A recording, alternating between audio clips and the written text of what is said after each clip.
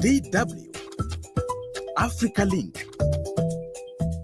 A silent epidemic is sweeping across Zimbabwe.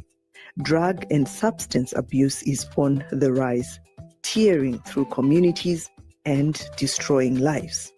From urban centers to rural villages, young people are falling victim to highly addictive substances, fueling crime, mental health crisis, and social decay. Authorities are cracking down, but the problem runs deeper just than law enforcement. What's driving this surge? And can Zimbabwe turn the tide? Let's dive into the fight against this growing crisis. Stay tuned. My name is Josie Mahachi. Welcome to Africa Link, the podcast that connects you to the stories that matter from Africa. Africa Link, every weekday here on DW. Most of you by now might know I am originally from Zimbabwe, and having to talk about my own country facing a surge in drug abuse, especially among youth with cases rising annually, is extremely difficult and sad at the same time.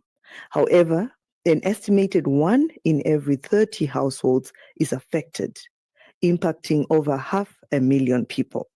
Economic struggles and high unemployment have pushed many into substance use, even among the working class.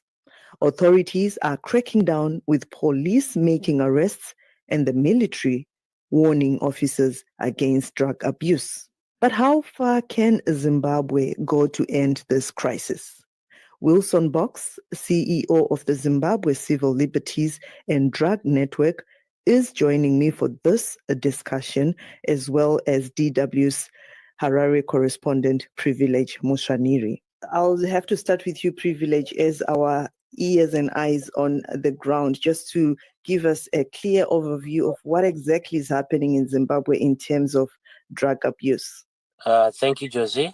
Zimbabwe is gripped with a big problem when it comes to drug and substance abuse. You notice that most of it is affecting the youths, and much of it is being attributed to youths who are idle and who don't have much to do because of the economic situation. We have had recently police cracking down, busting and arresting several drug dealers, some of it where you find some drugs that are being imported from neighboring countries. Of note, there was a recent arrest where you had someone who was, attempting to smuggle drugs into the country, apparently in a vehicle meant to be carrying a dead body, but in that transportation, it was drugs instead. Okay. So this is one of many cases that you can tell us about, because we've been seeing reports from the Zimbabwe Republic Police on this crackdown. Yes, it's one of the cases, but there are many cases. They also raided a premises where they managed to recover about 4 tons of marijuana. And it's unexplainable whether this marijuana was meant for a market where it is going to be sold to maybe nobody knows whether it was for medicinal purposes or what. But in Zimbabwe, what we know at the moment is that for you to be holding such an amount of marijuana and you are meant to be using it for medicinal purposes, you ought to have a license to be operating that. So that is yet to be established. And several other places where they've managed to recover stashes of marijuana in as high as a ton or 500 kgs from individuals. So these are some of the things that are surfacing as the police carrying out their campaigns against drug abuse. Right. Now, Wilson, just to come to you as someone who is with the drug network, you've been dealing with these issues for years. Just from your own understanding, exactly what is fueling this increased use of drugs and narcotics in Zimbabwe?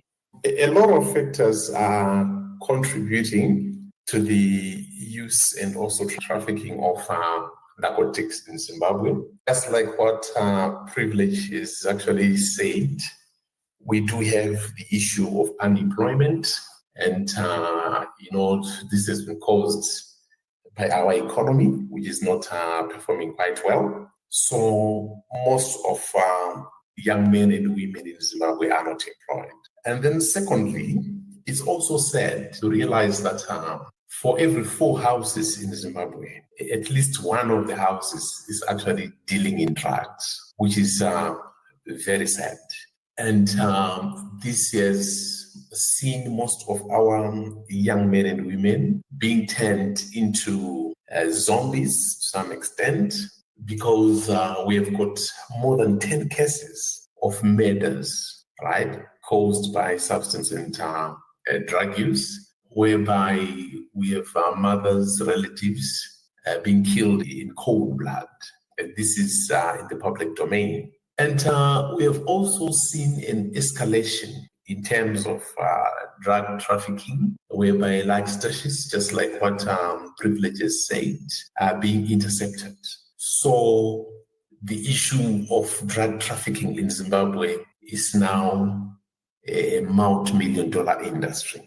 And the people who are actually affected most are the ones who are actually in the ghettos, where there is a high level of poverty. And we've also seen in some areas that some enclaves are now being, cropping up, just like one which is called Jabuna, which is in Mbare, where there is a lot of drug selling, a lot of illicit activities. And one of the major causative factors, besides the economy, I think is also our policies in Zimbabwe that deal with issues to do with drugs. If you criminalize people who use drugs, then you are actually fueling drug trafficking. What we would then have wanted to see was a situation whereby the issue of drugs is declared a public health issue. At the moment, it's criminalized. So in a criminalized environment, people who use and inject drugs, they tend to go underground. And those who traffic the drugs, they follow underground, and it becomes a vicious cycle. So our policy is also contributing to this. The issue of unemployment, that is the economy in general, is also contributing to this. And the issue of idleness, again, is also contributing to this. I think these are the major causes or contributing factors to the levels of drug use and also drug trafficking in Zimbabwe. Also, but one would think that, okay, when you say issue of unemployment and issue of idleness, then that's for the people who are taking the drugs. But then there's also the factor of those who are bringing in the drugs, who are making billions and millions out of this. So it's also about greediness from some other people. But also some parents in Zimbabwe are actually complaining about these drugs now being sold in schools. And just to understand from you, how then can this be possible that now these drugs are being smuggled even into primary schools, Wilson? Yeah, just like what I've said, that for every 4 houses in the country, there is issue of drug dealing. Issues to do with drug dealing are now an economic issue, an issue of livelihoods. Then this has led to some of these drugs getting into schools. For example, if you go at school gates, especially in most primary schools, there are women who also try to make a living out there. They sell their wares, and some of them, they're the ones who will be selling such type of, last biscuits to some extent, and some other funny sweets, which can actually intoxicate our young men and women or our pupils in those schools. So it's an issue of livelihoods that is actually leading, to such type of activities in our schools. So it's actually a vicious cycle, and it's happening. I mean, looking at just the issue of schools, at least, what should then the school heads, the school principals do in this instance, especially if you're saying these are people who are selling sweets and biscuits just by the entrances? Maybe we can start there by saying those should be removed, right? Yes, it's one way of saying that, or dealing with the issue. But you'll find out that even those who will be selling those sweets at school kids, at their homes, they might be selling things like prawn clear, for example. And some of them, they're single mothers. Maybe just for our listeners, not all our listeners are from Zimbabwe. When you say brown clear, what is that, Wilson? Okay, brown clear is a coffee syrup which has got a high content of codeine. So it is the codeine that intoxicates that most of the users they will be after. So you find out that most of the women, they might be single parents, widows, and some men also, they actually sell those things at their houses. In those houses, we have got children who also go to school. So at times you find out that a mother or a father might leave, that is the prawn clear, right, with the child to say, if there are any customers, can you sell to them? And then these young men and women or our children, they are tempted to test, you see. So it's also another way or a leeway where the drugs can be taken into schools.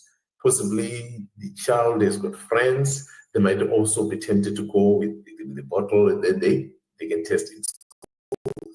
So all these things are happening. So removing those who sell is one way, but it is the issue of policy. That is where the issue is.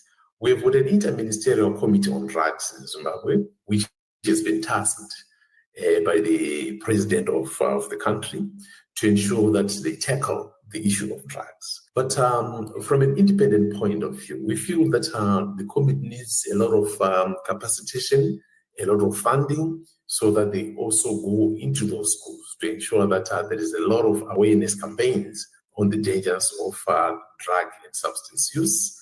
And we also feel that there is need for treatment services to also ensure that those who are taking those drugs, they are taken into treatment centers. So you find out that those are some of the strategies that the government can actually use to capacitate the interministerial committee to ensure that at least it also goes into those schools.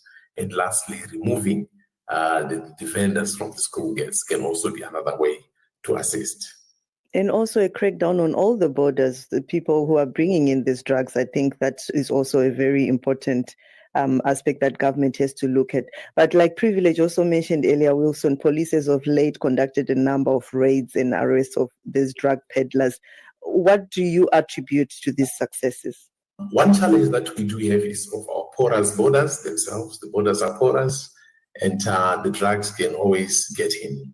And then also the issue of corruption. We have seen quite a lot of our public officials being corrupted to let some of those drugs get into the country. Just for example, the issue of the yeast, whereby drugs were put in a coffin. How could such, enter through a border where we have got border controls? You see, so it's a big challenge. And one thing we should also take note is that it is not the poor people who are bringing in these drugs in Zimbabwe. It is the well-to-do, those with the means are the ones who are actually bringing in these contrabands in the country. So there is also need to look into that, to actually name and shame. Some of them, they're actually known in the country. But as I've said, issues to do with corruption is also having an impact on what's really happening. How are drug users being rehabilitated, Privilege, in the country? Rehabilitation in Zimbabwe is very expensive, often beyond the means of most poor families. And you'll find that it is said that it costs between $500 to $2,000 per month to pay for rehabilitation for those rehabilitation centers that are available. So can you imagine a poor family who is living on a very shoestring budget it is very difficult for them to send their child, to send their relative to a rehabilitation center. Of course, there are some rehabilitation centers that are being established, but you find that when it comes to rehabilitation, it's still a bit of a big concern because it's beyond the reach of many. When some people are affected by the drugs, for them to be sent now to these rehabilitation centers, you find most young people are suffering, but they can't get access to rehabilitation centers because of how they're expensive. All right, right. Wilson, maybe we can talk about also the rehabilitation process in Zimbabwe.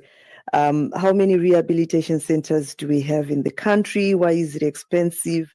And so far, I know a lot of parents who are really, really worried. We see this on social media platforms, how to rehabilitate their children. Some of them have to take them to South Africa as far as other neighboring countries. Thank you so much for that question. But before I attempt to attend to it, let me just comment, especially on the issue of the high numbers of arrests in Zimbabwe vis-a-vis drug trafficking and also end users. It is very sad to realize that the policy in Zimbabwe is blanket. It actually arrests those who use and those who actually do the trafficking. So from the figures that has been mentioned, it's an indicator of a poor policy. If you find your country having such a high number of arrests, especially targeting end users, and at the same time leaving behind those who are trafficking to stroll about the streets of Harare. So it's an indicator of a police failure. Like what I've said, if you criminalize people who use and inject drugs, then you actually encourage a lot of drug traffickers to really bring in the drugs because they've got a ready market. And that ready market are the end users who go underground to go and use. But if you declare it as a public health concern, then it means a lot of our people will be directed to hospitals or clinics. Now, coming back to the issue of how many rehab centers do we have in Zimbabwe? Zimbabwe does not have public rehabilitation centers. It has got mental health institutions.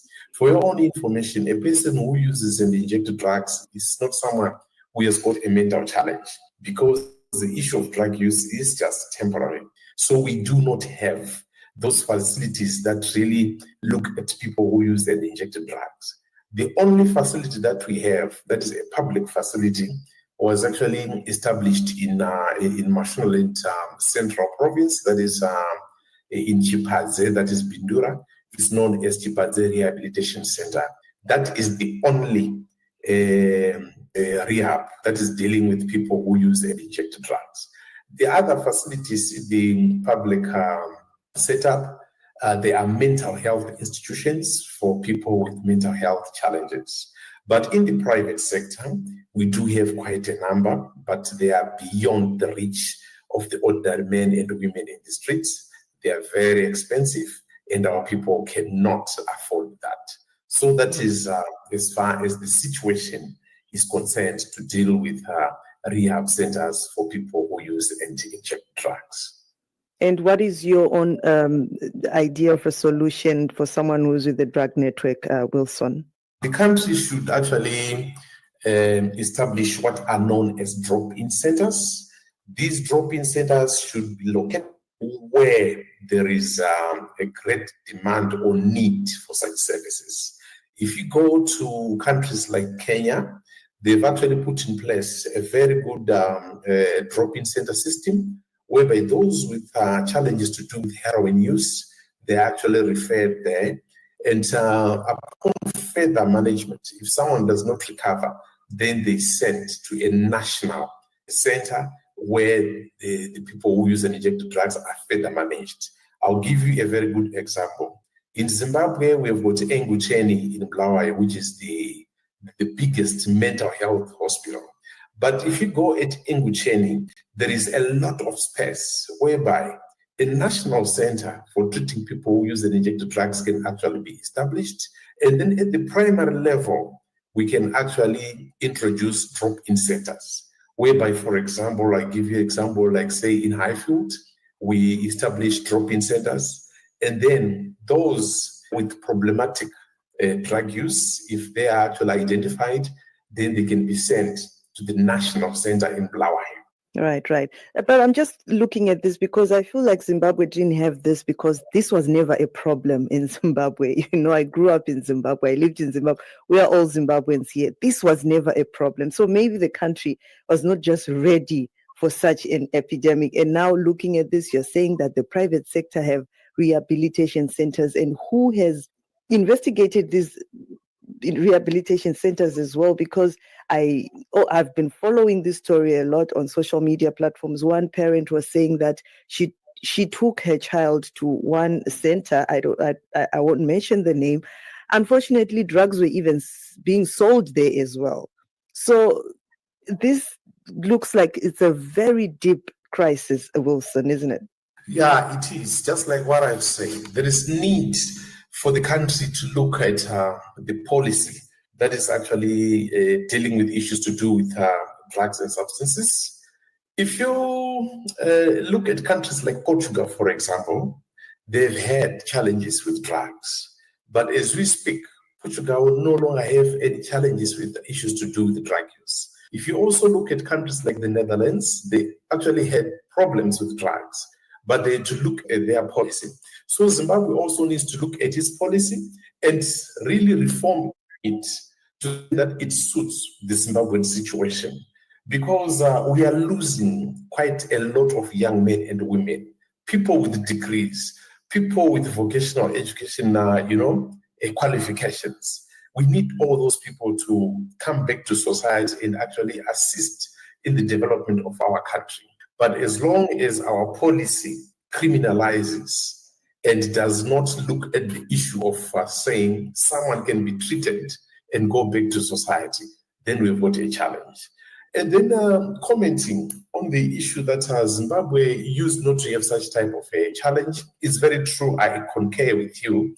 But as we speak right now, I think the government itself, it has actually identified 63 sites where it intends to build some of these rehabilitation centers or even to refurbish some wards in hospitals. I think that can be a very good way forward because we'll be sending our people for treatment services, monitoring, and also involving the affected families to ensure that our affected people can actually come back to society being very good gentlemen and ladies without challenges of drug use. Right. Thank you so much, Privilege Mushaniri, DW's Harare correspondent, as well as Wilson Box, the Chief Executive Officer at Zimbabwe Civil Liberties and Drug Network. Thank you, gentlemen. At the Africa Link podcast, we always look across the continent to see how the stories and issues we are dealing with play out or at times even overlap. Now, according to the National Library of Medicine, globally, there is a rapidly rising prevalence of substance use and substance use disorders.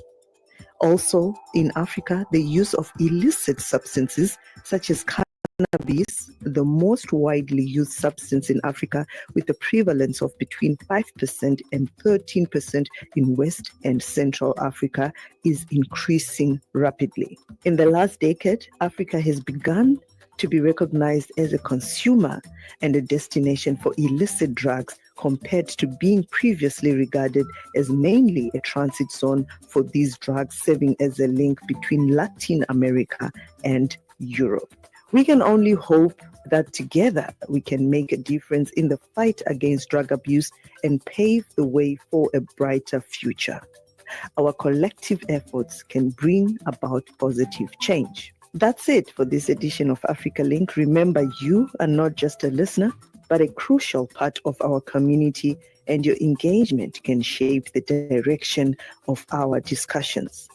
Your voice matters. You can also find all of the Africa Link podcast episodes on Spotify and Apple. This podcast was co-produced and edited by Isaac Mugabi. My name is Josie Mahachi.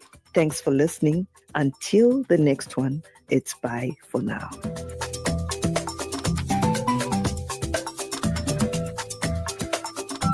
DW